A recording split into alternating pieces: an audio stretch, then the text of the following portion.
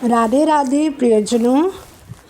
पिछले श्लोक 18 में किसको ओ धरती के राजा कहकर संबोधित किया गया है और युधिष्ठिर के शंख का क्या नाम था?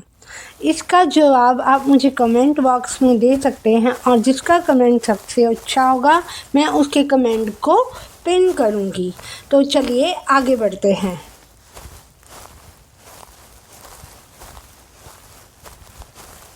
गीता के पहले अध्याय के श्लोक 19 के हिसाब से उतार चढ़ाव वाली ध्वनि में धृतराष्ट्र के पुत्रों के दिलों को चीर दिया था और जिसकी ध्वनि से धरती और आकाश दोनों ही गूंज उठे थे।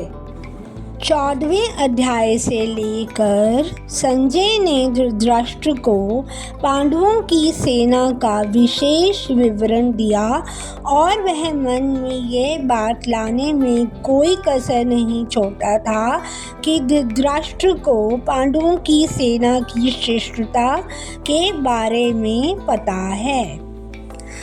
शायद संजय की यह उम्मीद कि अंधे राजा धृतराष्ट्र को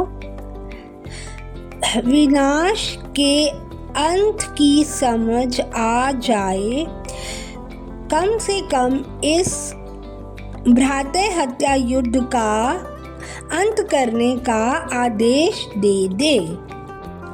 उपरोक्त श्लोक के आधार पर संजय कहता है कि पांडवों द्वारा लड़ाई के बिगुल की युद्ध भूमि में गूंज अंतरिक्ष तक गूंज उठी।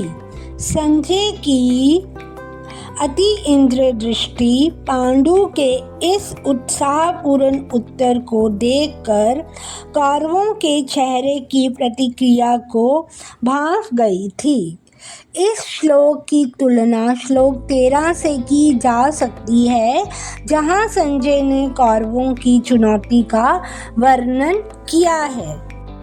जब भीष्म तथा दुर्योधन के पक्ष के अन्य वीरों ने अपने अपने शंख बजाए तो पांडवों के हृदय विदीर्ण नहीं हुए। ऐसी घटनाओं का वर्णन नहीं मिलता, किंतु इस विशिष्ट श्लोक में कहा गया है कि पांडव पक्ष में शंखनाद से धृतराष्ट्र के पुत्रों के हृदय विदीर्ण हो गए। इसका कारण स्वयं पांडव और भगवान कृष्ण में उनका विश्वास है। परमेश्वर की शरण ग्रहण करने वाले को किसी प्रकार का भय नहीं रह जाता, चाहे वह कितनी ही विपत्ति में क्यों ना हो।